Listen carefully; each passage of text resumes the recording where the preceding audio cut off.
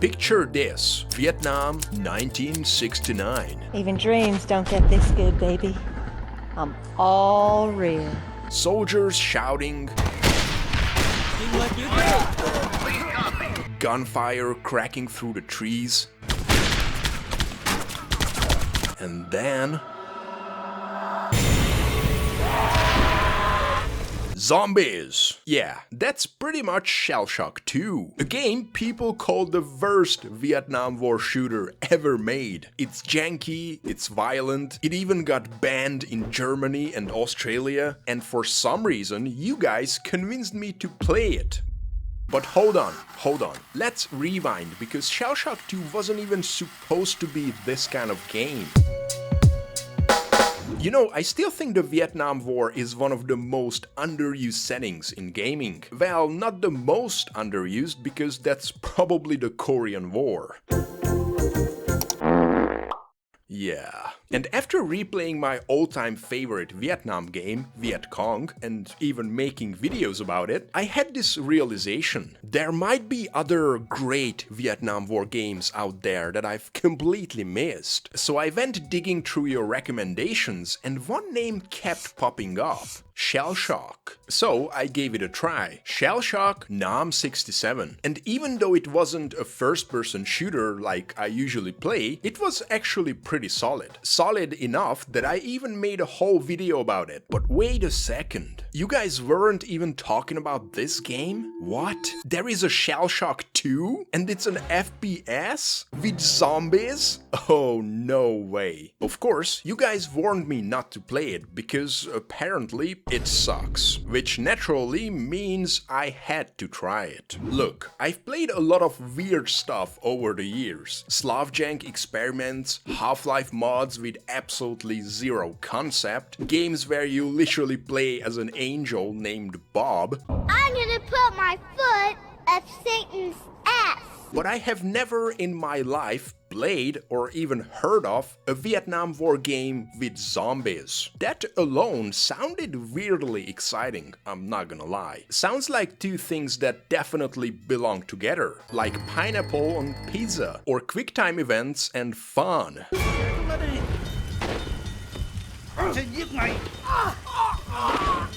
I will get back to that later. Sure, the reviews were brutal when it came out, and people still call it the worst Vietnam War game ever made. To top it off, I even stumbled into a full-on argument about this game.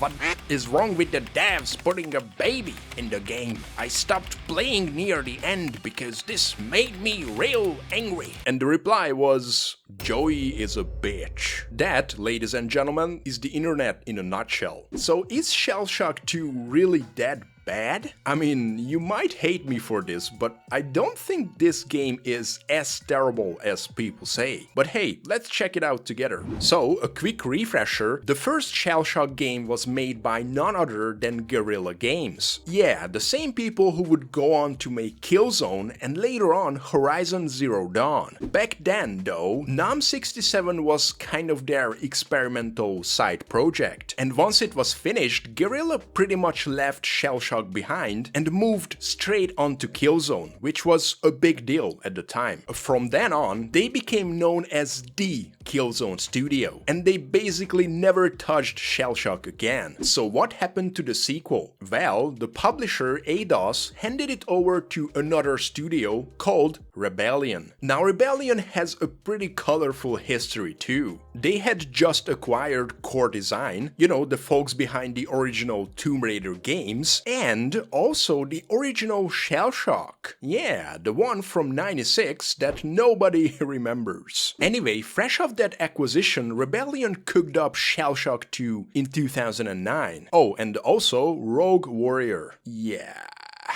That's the factory.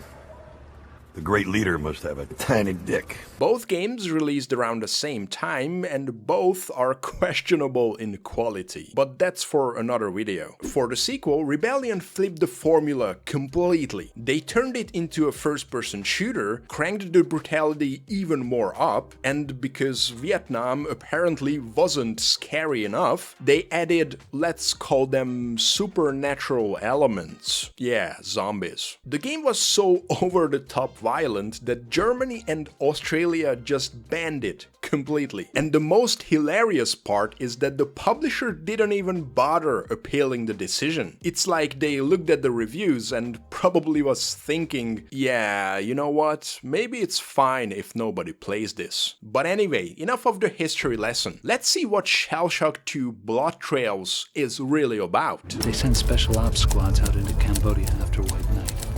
All lost. So, I booted up the game, made my usual profile. That I strongly believe is Your wake up. And honestly, the menu kind of surprised me. Like, wow, this actually looks pretty slick. The story picks up a few years after the first game, in 1969. Nice. We play as a fresh recruit named Nate, drumroll please, Walker. Yep. Turns out we are the brother of Cal Walker from the first game, and that's exactly why we are here. Cal's the last guy who knows anything about some mysterious cargo called White Knight. It went missing a while ago and the army really wants it back. This is where Sergeant Griffin comes in the picture. He's the one leading this operation and he's hoping we can extract some information from Cal. And I swear, his voice sounds suspiciously familiar. Well, that man in there is the last man to see White Knight. Now, we need White Knight. Only problem is, looks like debriefing ain't on his mind for today. Isn't that Arthur from Red Dead 2? Not sure. What do you think? Any problems? Not any new ones. Because you sure know how to make those these days. Anyway, Griffin gives us a nice little shot of morphine. Yeah, casual war crime, nothing to see here. And then leads us straight to Cal. That soldier, the soldier who had escaped White Night, the soldier strapped to the bed, was my brother. Yeah, about Cal. He's not looking great. I would even say he is not exactly human anymore. But he still kind of recognizes Nate, which is sweet, I guess, if you ignore the whole turning into a zombie thing. Of course, the VC crashed the party and we are forced to run. Before we even get a proper weapon, the game gives us a little taste of its favorite mechanic. Quick time events. Oh god, exactly what I wanted. Look, I admit, they are not the worst in this game, but I've never understood the point of QTEs. No one likes them, they add nothing, and thank god we got rid of them. If you actually enjoy quick time events, please explain yourself in the comments. Change my mind, I'm listening. Anyway, after smashing a few buttons and pretending I'm having fun, we grab a machete, team up with Griffin again and run into our brother. Yeah, he definitely moves like a zombie. Naturally, Griffin immediately tries to shoot him. I guess questioning him is off the table, right? We duck into a building, Griffin drags us into a room. Charlie! Evacuate! Evacuate! Whoa, Griffin, buy me a dinner first, will ya? Turns out he just wants to hide from a VC patrol, but the dying soldier in the room is just too loud for his taste. There, Ma. Help, please.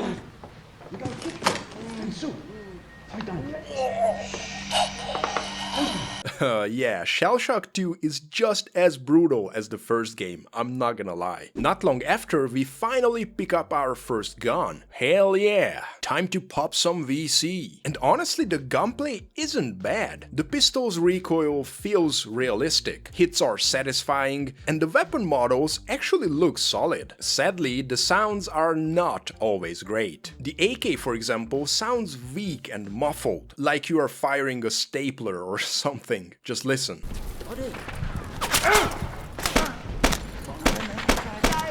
This is also where I realized that the head bobbing is crazy in this game. Every time you start sprinting, it feels like you are on a roller coaster or something. Unfortunately, there is no way to turn it off either, so I just avoided sprinting as much as possible. Still, I've gotta admit, the setting actually grabbed me. Sure, it's not the usual Vietnam stuff, because we get this spooky, almost survival horror atmosphere with dark alleys, colonial buildings, creepy vibes, but it's still pretty nice. Well, looks low budget as hell, but not bad. Or maybe I just played too many janky shooters lately. Check out my jank series, by the way. Moving on, after capturing this bridge and taking out a few dozen enemies with the machine gun, we reach the courtyard and meet our villain, Trang.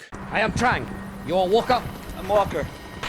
I will help you. He's basically a hardcore VC officer who wants to know everything about White Knight. Except, you know, we don't know anything about it either. So good luck with that. Luckily, we get a rescue, escape the city, and then suddenly we see through Cal's eyes for a second. What's wrong with his eyes? Jesus! So maybe we are connected somehow? Griffin, of course, doesn't buy it. I saw Cal, the roadblock, a bridge. Yeah, and Elvis singing fucking Paradise Hawaiian style. Mosquito gone flown up your nose, sucked all the blood out of your brain, boy. Typical sergeant move. We immediately get ambushed again, and Griffin bails out of the truck in like half a second. Coming! Thanks, buddy. Really appreciate it. This leads into the first proper big gunfight. Lots of enemies, different weapons, and yeah, the Mosin quickly became my favorite.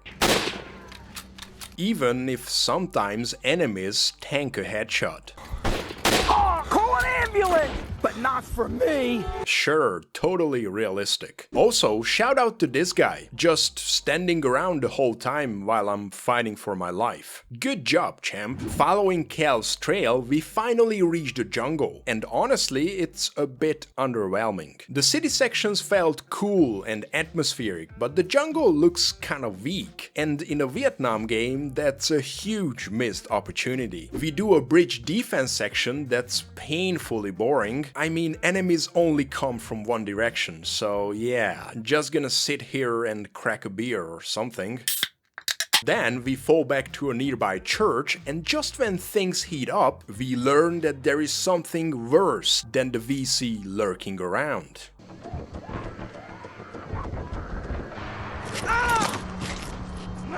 Do something! No, I don't think I will. Oh no, no tunnels, please. My Viet Cong PTSD is kicking in. He's right, you know. You're as good as dead. Yeah, the tunnels are super creepy. Dying soldiers, screams echoing, blood on the walls. The whole thing feels way more like a horror game than a Vietnam FPS. Then suddenly a guy comes sprinting at me, yelling, In the water! It's in the water! okay, so guess I'm supposed to go in the water now? Cool. Not long after, we bump into a soldier who admits he's infected. Please don't touch me or you'll die too!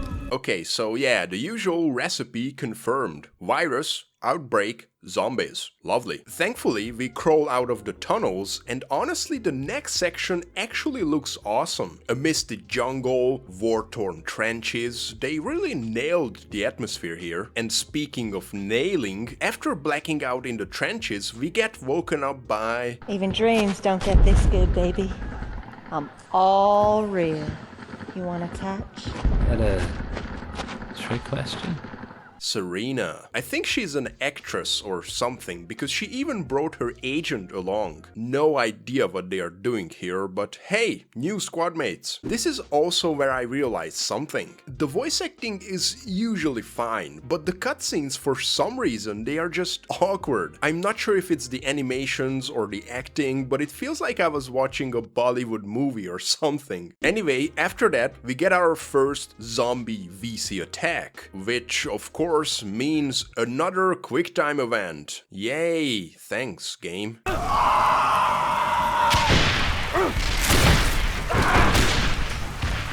We fight through another zombie-infested tunnel and we get everything here. Regular VC, zombie VC, pick your poison. I think these guys did a great job on these tunnel sections. They are really terrifying. We end up crawling out of the tunnel, but then...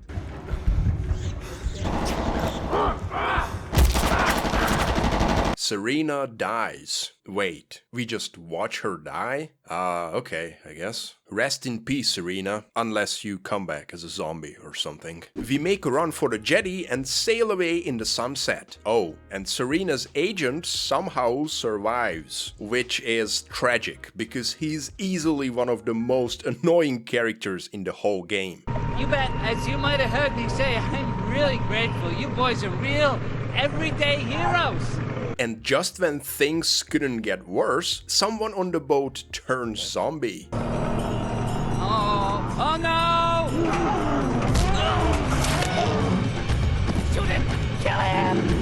Don't let me die! Perfect. Naturally, the boat crashes, and now it's time for another night trek through the jungle. It's spooky, it's full of traps, which means more quick-time events. Tired, boss. And of course, creepy noises.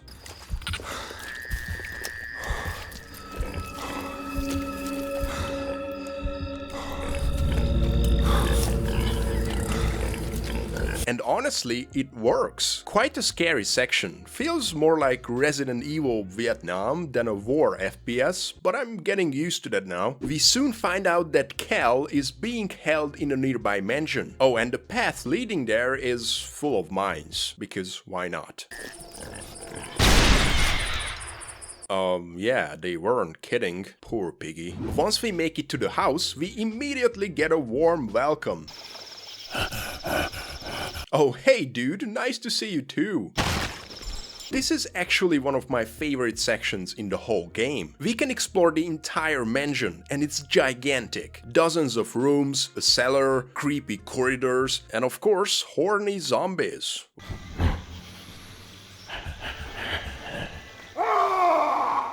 Whoa, simmer down, cowboy. There is also a mini-boss here who was surprisingly easy to beat.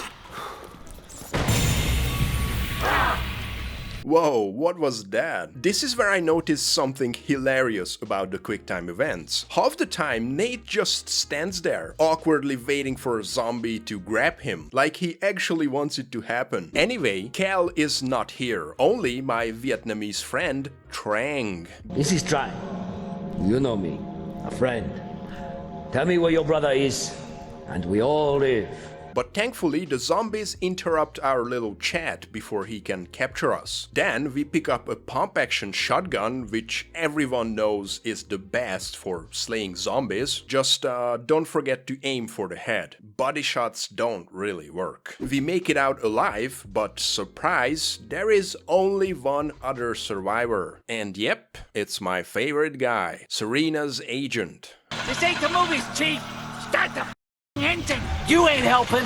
Oh, great. So, at this point, Cal is still missing, Trang's still hunting us, we still don't know what White Knight is, and half of our team is dead. Excellent progress. Next up, a temple. Because let's be real, you can't make a Vietnam War game without at least one temple. It looks good, not as atmospheric as the first game, but still solid. Except Nate inhales some kind of mystery gas that makes him a little high. Oh, I feel like we are in for some bad trip. Oh, hey, Serena's back.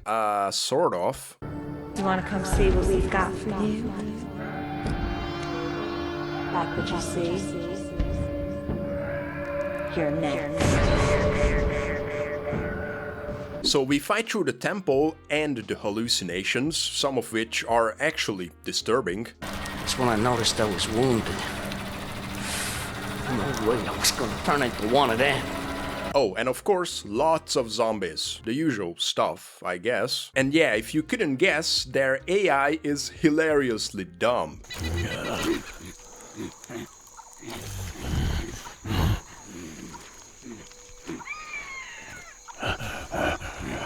Okay, fine, I know. They are zombies, they should be stupid, you fool. Griffin swoops in with a helicopter to rescue us, but... oh no, he got bitten. Crap. And in classic zombie story fashion, he immediately turns, takes out the pilot, and we crash. Amazing. So let me get this straight. The badass, completely insane and unhinged sergeant is now a zombie and he's out there hunting for us. That's just great, isn't it? Griffin, no. Let me correct that. Infected Griffin.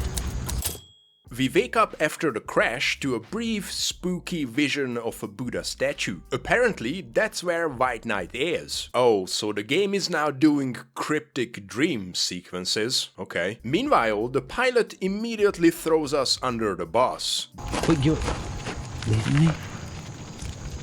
Griffin is out there, Cherry. And he's gonna get one of us. I ain't big on charity. That's a nice motivational speech, dude. Thanks. Anyway, we crawl back to the wreckage, scavenge some weapons, and boom, M60 time.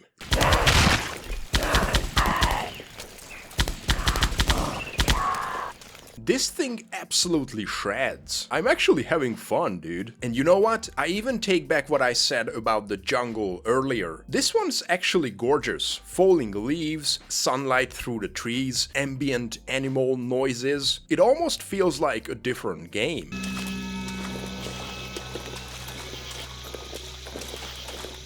Oh, and credit where it's due, ShellShock 2, just like the first game, still has proper water walking animations. Come on, Viet Cong, why couldn't you do this? We fight our way through to some ancient ruins. Again, surprisingly nice looking. Griffin shows up again, and not gonna lie, zombie Sergeant Griffin is even scarier than the human version. And since he's chasing us, the only way out is diving headfirst into the river.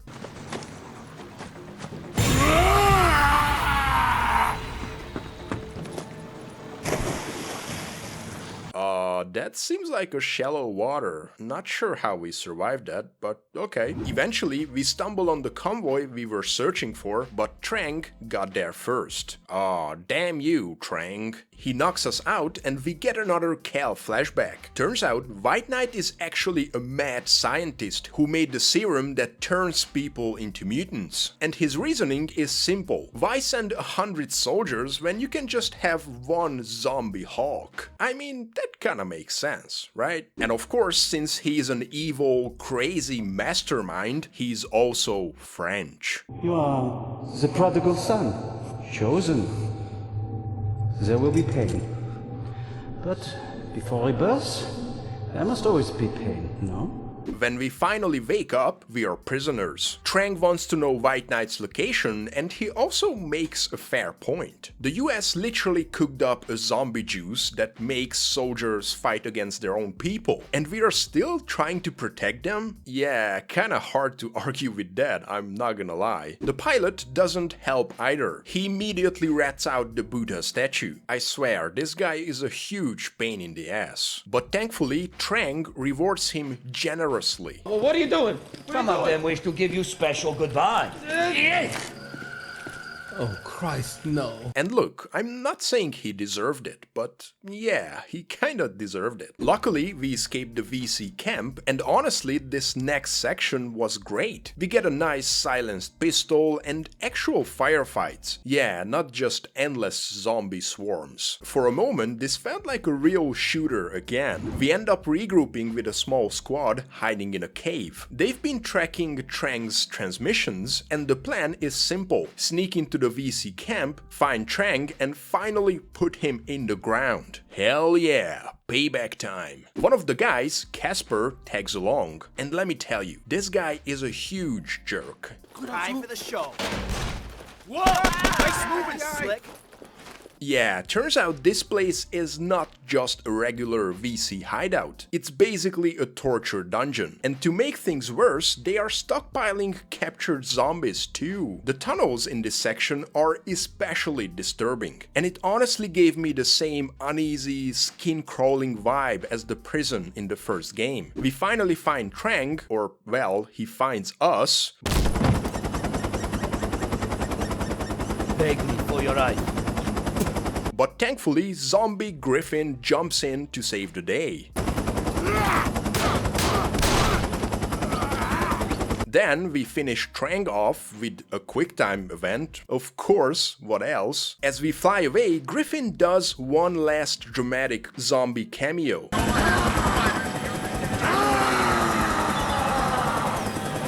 Hey, maybe he wasn't such a bad guy after all. Even as a zombie, he still hated the VC more than us. What a true American hero, am I right? I am not dangerous.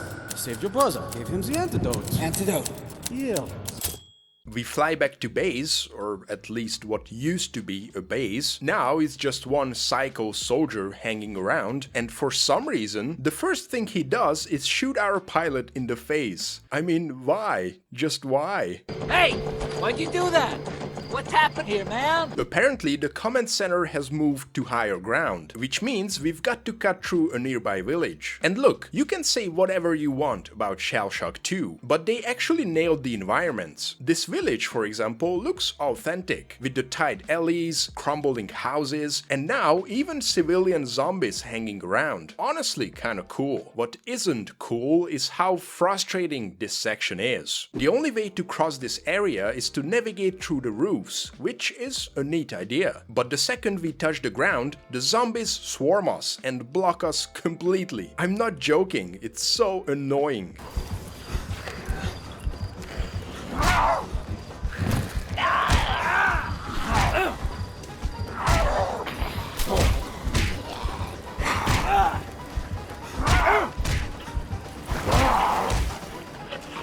Meanwhile, if we climb a ladder, we suddenly become untouchable. That's right. The ultimate weakness of the undead is not bullets or holy water, it's just ladders from Home Depot. Oh, and the game cranks up the QuickTime events as well. I'm not kidding, there are a lot. We eventually make it out of the village and reach the new command post. Turns out another squad tried to track down White Knight and got wiped out. Oh, perfect. More people died for nothing. So naturally, the answer is to send in even more people. Oh yeah, that sounds like a good idea. We get one more Cal flashback, and my god, this accent is killing me. Carry my virus back into the world, my friend, that this general might know my wrath and kneel before White Knight. Then comes the big push. We are given a squad and one last objective: find both Cal and White Knight in the temple. And honestly, this final mission is brutal. The game just floods us with hundreds of zombies, throws in every QTE it has left in the tank, and even ends in a nasty arena fight that had me sweating. Let me give you a little taste of that.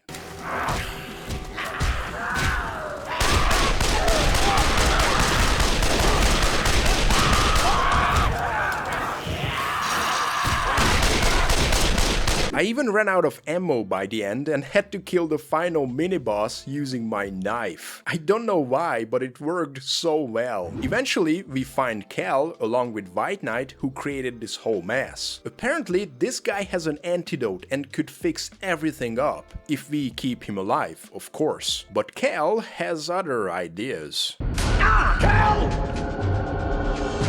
He has to die, Nate.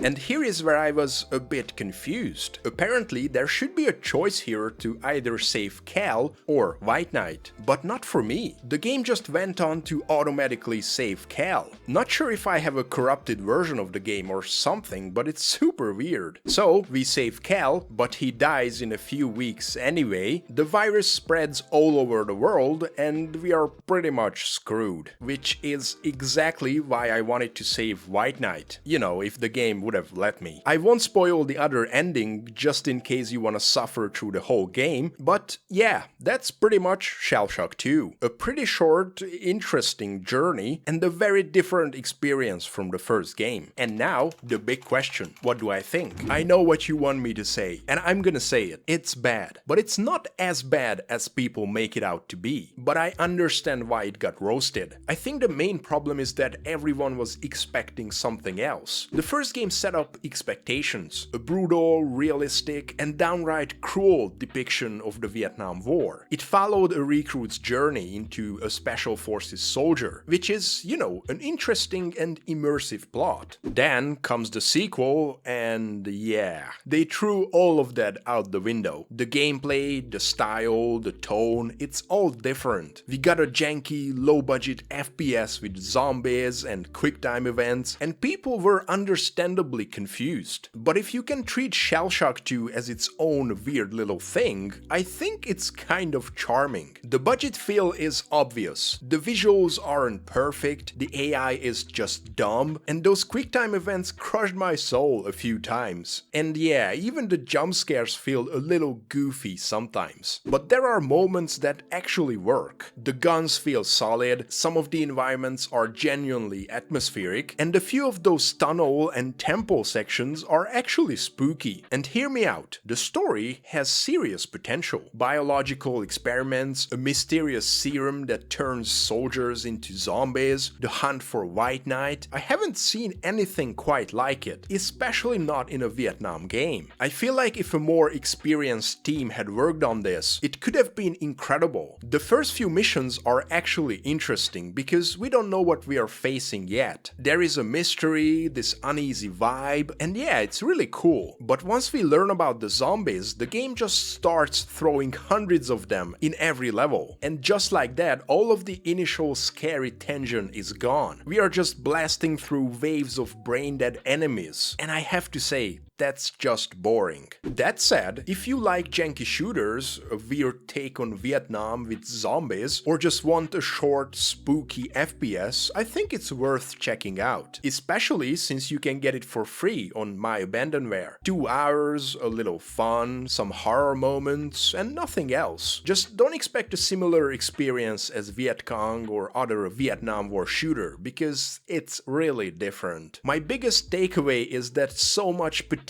was wasted. The setting was unique, the story was fascinating, but the execution was too simplistic and repetitive. With a bit more care or maybe more unique gameplay elements, this game could have been a cult classic. I would love to hear your thoughts on ShellShock 2, because it seems like a really controversial game. Some people like it, some people hate it, and I feel like I'm somewhere in the middle. Now I just want to see a proper Vietnam War FPS with zombies. Please, someone, make it happen. And if you like this kind of content, please consider dropping a like or subscribing. I would really appreciate it. We also have Patreon and YouTube memberships if you would like to support the channel even more. I would like to say a huge thank you to all the members. Don't forget to join our Discord if you want to have a chat or play some games with us. And as always, thanks for watching. Bye!